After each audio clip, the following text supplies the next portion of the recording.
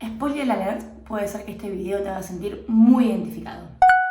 Hola a todos, ¿cómo andan? Espero que estén muy bien y si no lo están, espero que lo estén trabajando. Bienvenidos a un nuevo espacio en el cual debatimos, pensamos y recuestionamos algunas cuestiones de la vida cotidiana que de una u otra manera a todos nos repercuten. Hoy les vengo a hablar de un tema que estoy 100% segura que a todos nos repercute, que es la histeria. ¿Qué hablamos cuando hablamos de histeria? Tendríamos que hablar horas y horas y horas para poder hacer un estudio exhaustivo de qué hablamos cuando hablamos de histeria, pero a fines pedagógicos me voy a basar en lo que yo considero, por lo menos, las tres características principales. Digo principales porque son las que, desde mi punto de vista, más representan a esta estructura que es la histeria, que durante años en el inconsciente colectivo de todos nosotros estuvo vinculado a la mujer loca, ¿no? ¡Ay, qué histérica que sos! De hecho, hoy en día es una frase que se sigue usando mucho. Bueno, no. A partir de hoy vas a dejar de usarla porque vas a entender realmente bien qué es la histeria y que, por supuesto, no tiene que ver con la locura.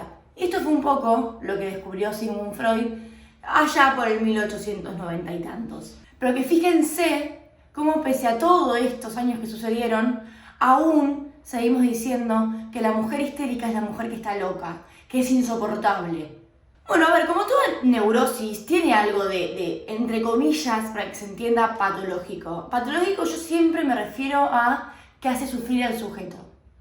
Ya sea la histeria, ya sea la obsesión, hace sufrir al sujeto. Por eso vamos al psicólogo, para no sufrir tanto.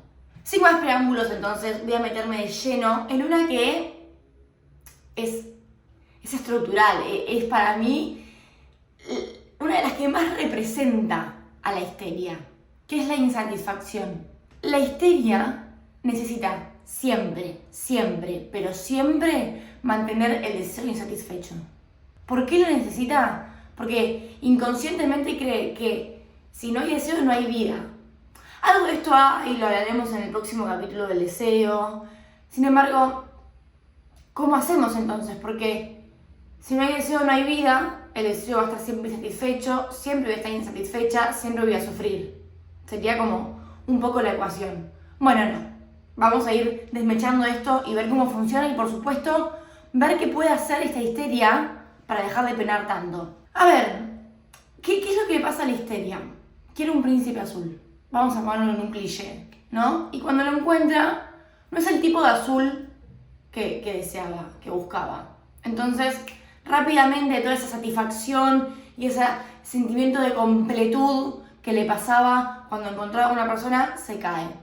Vayamos a lo cotidiano. Hoy en día sucede mucho. Yo en la clínica escucho a pacientes que me dicen me gusta una persona y mientras menos bolilla me da, más me gusta, y cuando logro que me dé su atención, conseguir que esté atraído por mí, pierdo todo tipo de interés.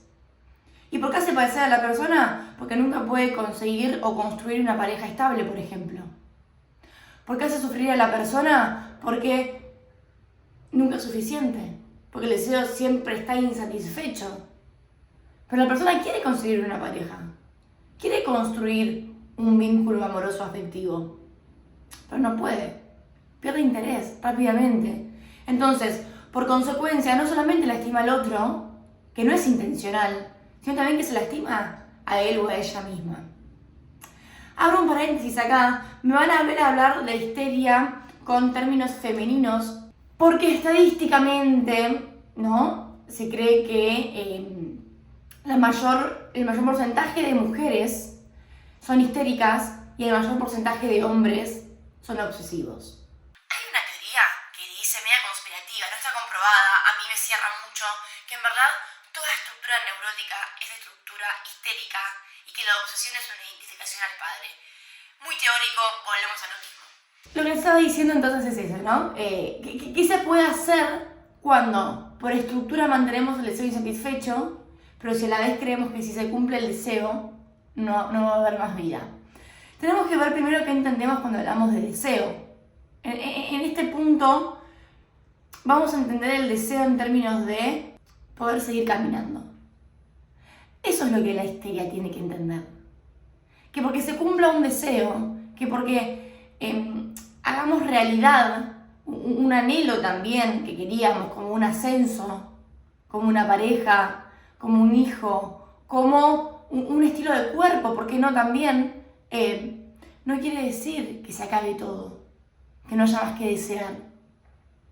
El punto es que pueda hacer carne de que el deseo está en el proceso, no en la meta.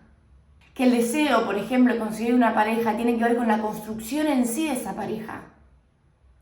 Que el deseo, por ejemplo, de tener un buen puesto tiene que ver con el proceso en sí de conseguir ese puesto. Eso es transitar el camino del deseo.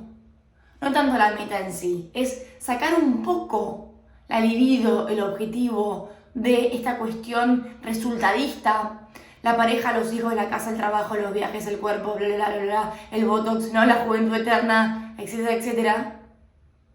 Y más bien con la construcción en sí de estas cuestiones.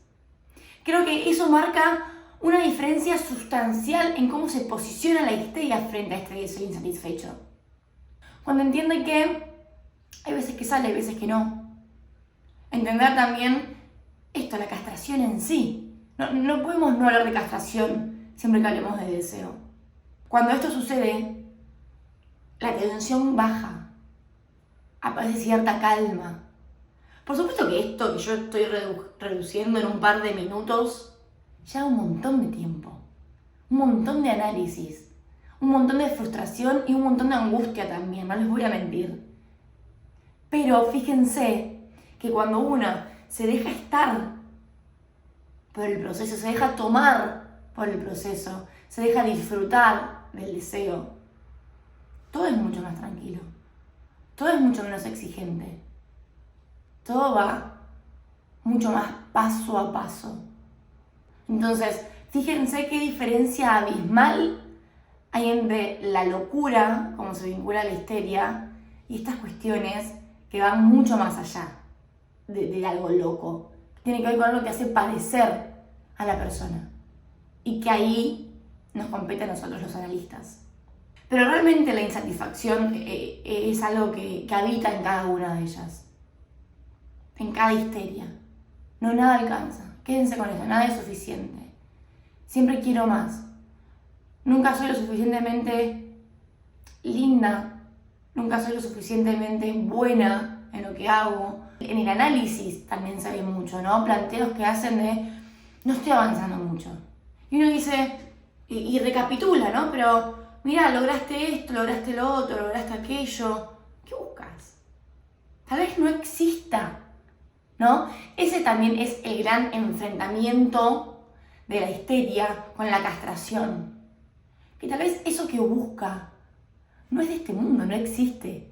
Es un ideal hermoso en la fantasía, pero no es real. Entonces, en la histeria aplica mucho esto que yo digo, ¿no? Por andar buscando lo ideal, nos olvidamos de vivir y disfrutar lo real. Eso también es algo que análisis mediante debemos hacer carne. Debemos apropiárnoslo. Entender esto. Pasemos al segundo punto, o otra de las características más representativas de la histeria, diría que está a la par de la insatisfacción, que es el síntoma en el cuerpo. Y acá tenemos un montón de cosas para hablar, ¿no? Porque la histeria es experta en prestar su cuerpo como sede de los síntomas. La histeria es el escenario perfecto para demostrar cómo el cuerpo habla lo que la mente decide callar. En el otro capítulo que vamos a ver, la obsesión, vamos a ver cómo se diferencia esto, ¿no? Cómo se diferencia el síntoma de la obsesión y el síntoma de la histeria. Volvamos a la histeria. Me refiero a que todo aquello que la histeria no pueda resolver, no pueda elaborar, todo aquello traumático, todo aquello disruptivo, todo aquello inconsciente que el yo lo desaloja por completo de la conciencia, y lo cual la histeria hace oído sordo, vista ciega y todo, va a ir al cuerpo. La histeria se enferma mucho y constantemente. Desde la histeria de Freud, ¿no? De Ana O, por ejemplo, de Elizabeth Bonner, donde tenían enfermedades que la medicina no podía darle ningún tipo de explicación y como no podía dar respuesta, las desalojaba y eran, ustedes son locas, Freud empieza a verlas y empieza a poder aportar una respuesta a eso que le pasa y que la ciencia no pudo. ¿Cómo puede ser que una mujer no pueda caminar, pero que biológica o fisiológicamente no haya ninguna anomalía que explique esa dificultad o ese impedimento para caminar?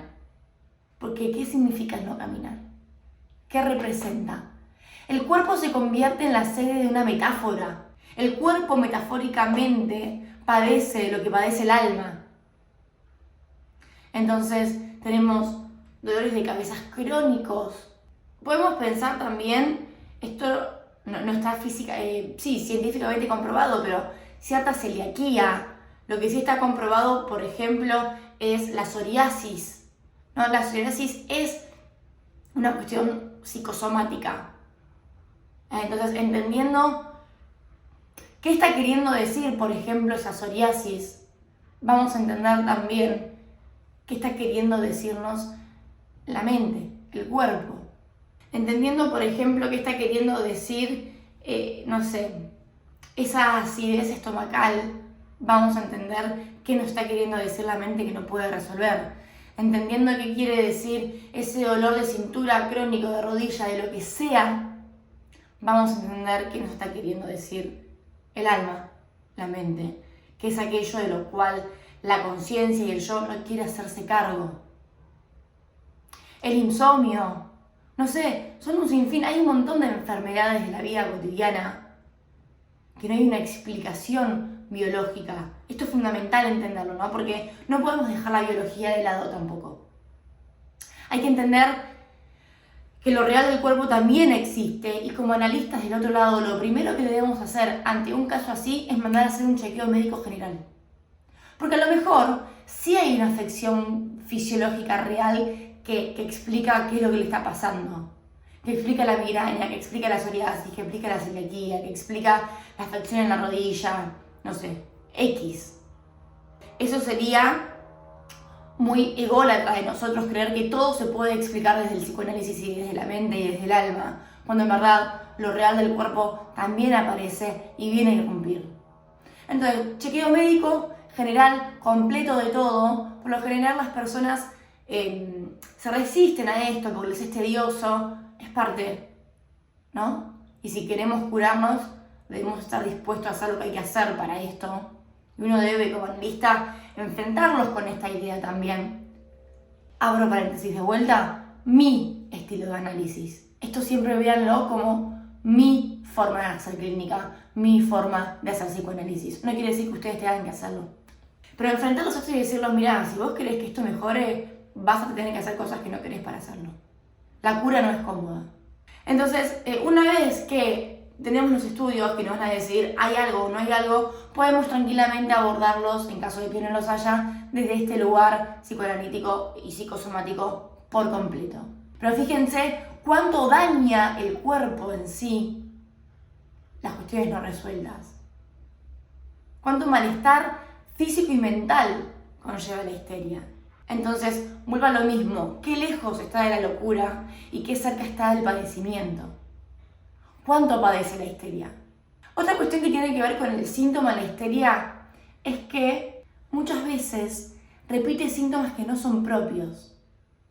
Acá, dentro de esto, aprovecho a mechar otra característica de la histeria, que es la identificación. Entonces, ¿qué va a pasar? Se apropia de síntomas que no son de ella. Por ejemplo, es muy común en la histeria que repita síntomas de la madre. Si a la madre se le caía el pelo, o se le cae el pelo, a ella se le va a caer el pelo. Entonces, fíjense que no solamente la histeria padece por lo propio, sino también por lo ajeno. Si la madre padece, de malos humores crónicos y sin explicación alguna, ella también lo va a padecer. ¿Por qué? Porque se identifica a los síntomas del otro. Los toma prestados y los repite. Esto también es muy común. Entonces, clínicamente hay que preguntar, ¿pero quién es así? ¿A quién estás copiando? ¿A quién estás repitiendo? ¿No? Freud los preguntaba a sus pacientes esto. ¿Quién habla en ese dolor? Es todo un mundo la neurosis histérica, pero sí lo que les puedo resaltar es que sobre todo hay mucho sufrimiento y mucho padecimiento. Y esto no es de 1800 ni de 1900, esto es de 2023. Esto es actual. Lo veo yo en la clínica diariamente. Cómo repetimos y cómo cargamos con síntomas del otro. ¿Por qué hace eso? ¿Por qué la histeria sufre también por el otro? Porque sostiene al otro. Es una forma de sostener a la madre.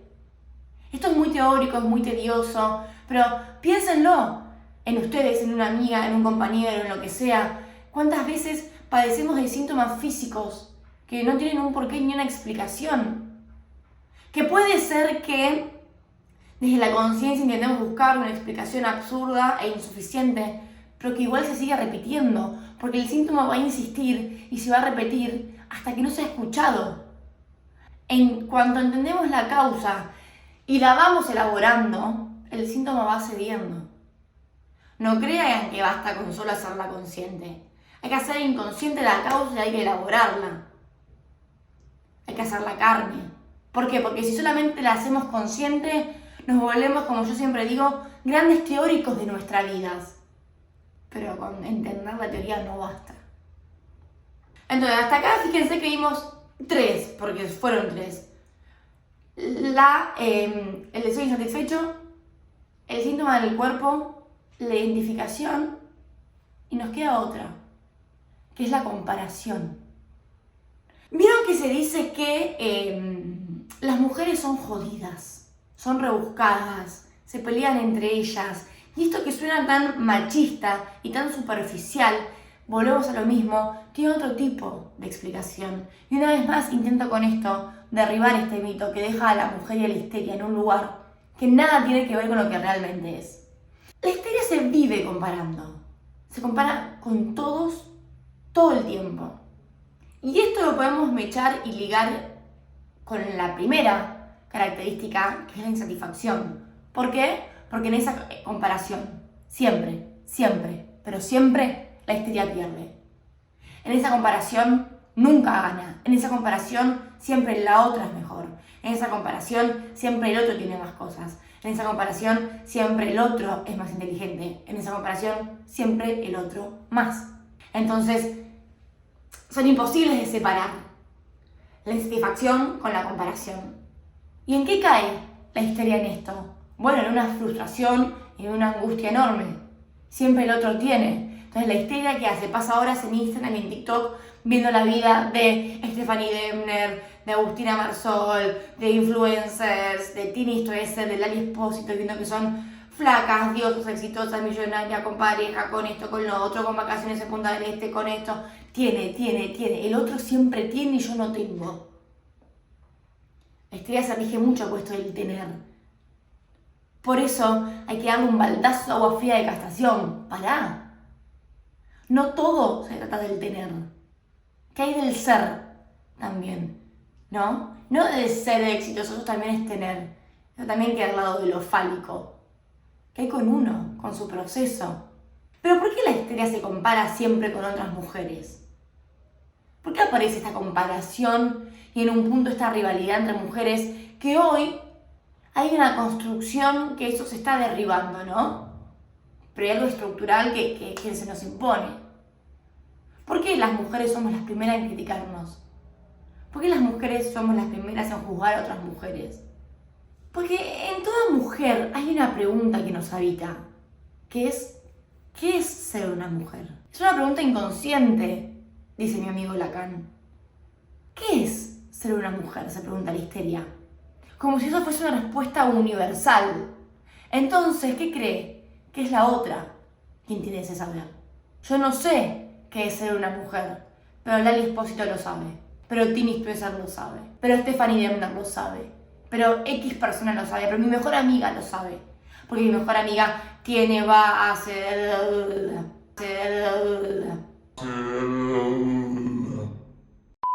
¿Qué es lo paradójico?